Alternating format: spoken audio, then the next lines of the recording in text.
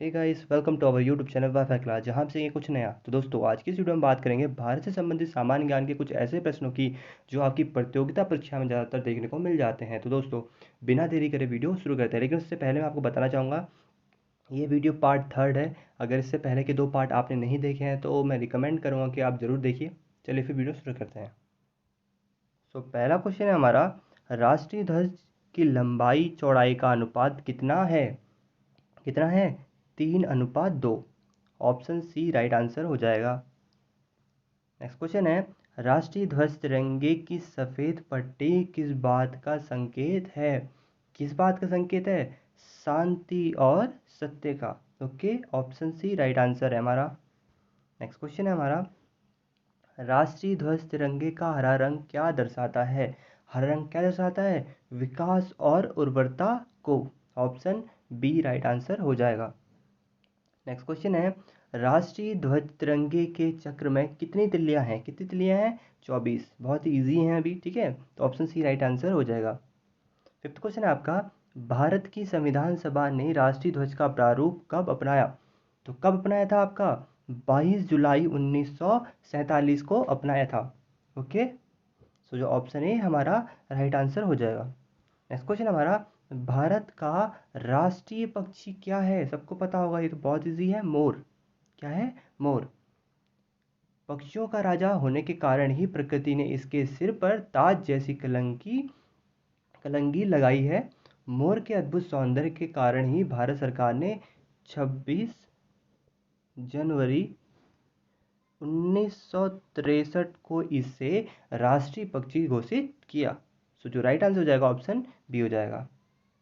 Next question है हमारा, भारत का राष्ट्रीय पुष्प है? क्या है? सबको पता होगा, भारत का जो राष्ट्रीय पुष्प है वो है कमल। ओके, कमल भारत का राष्ट्रीय फूल है, यह पुष्प है, यह पवित्र पुष्प है और इसका प्राचीन भारतीय कला और गाथाओं में विशेष स्थान है और यह अति प्राचीन काल से भारतीय संस्कृति का मांगलिक प्रतीक रहा है। सो जो ऑप्शन ए है हमारा राइट आंसर हो जाएगा। नेक्स्ट क्वेश्चन है, भारत का राष्ट्रीय पेड़ है, भारत का राष्ट्रीय पेड़ या वृक्ष क्या है? बरगद। क्या है? बरगद। ओके, ऑप्शन सी हमारा राइट आंसर हो जाएगा। नेक्स्ट क्वेश्चन है, भारत का राष्ट्रगान है? क्या है? सबको पता होगा, जनगण मन है आपका, ठीक है। संविधान सभा ने जनगण मन को भारत के राष्ट्रगान के रूप में 24 जनवरी 1950 को अपनाया था, ठीक है। इसे सबसे पहले 27 दिसंबर 1911 को कलकत्ता, जिसे अब बोलते हैं मॉडर्न में कोलकाता, ओके, में कांग्रेस के कार्यक्रम में गाया गया था। इसे नोबेल पुरस्कार विजेता और भारतीय साहित्यकार रविन्द्रनाथ टैगोर ने सबसे पहले बंगाली में लिखा था। सो जो ऑप्शन बी है हमारा राइट आंसर हो जाएगा। नेक्स्ट क्वेश्चन देखते हैं। 10th क्वेश्चन हमारा, भारत की राष्ट्रीय नदी है? क्या है? भारत की राष्ट्रीय नदी क्या है आपकी? गंगा है, ठीक है। सो जो ऑप्शन डी है हमारा राइट आंसर हो जाएगा। नेक्स्ट क्वेश्चन है हमारा, भारत का राष्ट्रीय जलीय जीव है? क्या है? डॉल्फिन। ओके, सो जो ऑप्शन सी है राइट आंसर हो जाएगा। नेक्स्ट क्वेश्चन है, भारत का राष्ट्रीय पशु है? क्या है? बाघ। Okay, option B right answer हो जाएगा। 13th क्वेश्चन है आपका, भारत का राष्ट्रीय गीत है? भारत का राष्ट्रीय गीत क्या है? वंदे मातरम। ओके, दो चीज़ें हैं, एक तो राष्ट्रगान, अगर राष्ट्रगान की बात आती है, भारत का राष्ट्रगान क्या है? जनगण मन। और भारत का राष्ट्रीय गीत क्या है? वंदे मातरम। ओके, वंदे मातरम गीत बंकिम चंद्र चटर्जी द्वारा संस्कृत में रचा गया था। यह स्वतंत्रता की लड़ाई में लोगों के लिए प्रेरणा का स्रोत था। ओके, इसका स्थान जनगण मन के बराबर है। इसे पहली बार 1896 में भारतीय राष्ट्रीय कांग्रेस के सत्र में गाया गया था, ठीक है। क्लियर है? तो जो राइट आंसर हो जाएगा ऑप्शन ए हो जाएगा। नेक्स्ट क्वेश्चन है हमारा, भारत का राष्ट्रीय फल है? भारत का राष्ट्रीय फल क्या है? आम है। ऑप्शन बी राइट आंसर है, ठीक है। नेक्स्ट क्वेश्चन है हमारा, भारत का राष्ट्रीय खेल है? भारत का राष्ट्रीय खेल क्या है? हॉकी है। तो क्लियर है? जो ऑप्शन डी है हमारा राइट आंसर हो जाएगा। नेक्स्ट क्वेश्चन हमारा, भारत में सबसे अधिक कहाँ सौर ऊर्जा उत्पादन होता है? कहाँ होता है? राजस्थान में। ओके, तो जो राइट आंसर हो जाएगा हमारा ऑप्शन ए हो जाएगा। नेक्स्ट क्वेश्चन हमारा है, भारत में पवन ऊर्जा का सबसे उत्पादक राज्य कौन सा है? कौन सा है पवन ऊर्जा का सबसे उत्पादक राज्य? है आपका तमिलनाडु। ओके, ऑप्शन बी आपका राइट आंसर हो जाएगा।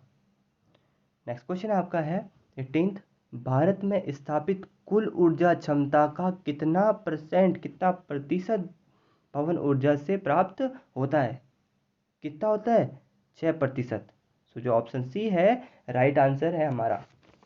ओके, नेक्स्ट क्वेश्चन की ओर बढ़ते हैं। नेक्स्ट क्वेश्चन हमारा, भारत में पवन ऊर्जा का विकास कब से प्रारंभ हुआ? कब से प्रारंभ हुआ? 1990 से। ओके, भारत में पवन ऊर्जा के विकास का काम 1990 के दशक में शुरू हुआ था। इसमें लगातार वृद्धि हो रही थी। अगर 2018, ठीक है, अगर हम 2018 के आंकड़े देखें तो भारत में साल 2018 में पवन ऊर्जा की क्षमता 34,043 मेगावाट है। ओके, ये मुख्य रूप से तमिलनाडु, महाराष्ट्र, गुजरात, कर्नाटक, राजस्थान, मध्य प्रदेश, आंध्र प्रदेश आदि राज्यों में फैली हुई है। सो जो राइट आंसर हो जाएगा इसका ऑप्शन बी हो जाएगा। ओके, नेक्स्ट क्वेश्चन हमारा, भारत में परमाणु ऊर्जा विनियामक बोर्ड कब स्थापित हुआ था? कब स्थापित हुआ था? 15 नवंबर 1983 को। ओके, परमाणु ऊर्जा विनियामक परिषद, परमाणु ऊर्जा विनियामक परिषद, जिसको हम इंग्लिश में बोलते हैं एटॉमिक एनर्जी,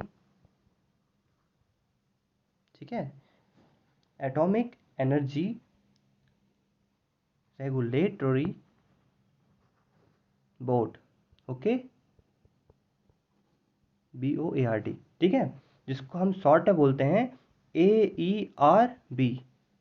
ओके, भारत में परमाणु ऊर्जा की नियामक संस्था है। यह एक स्वतंत्र एजेंसी है जो परमाणु ऊर्जा के सुरक्षित उपयोग से संबंधित पहलुओं पर निगरानी रखता है।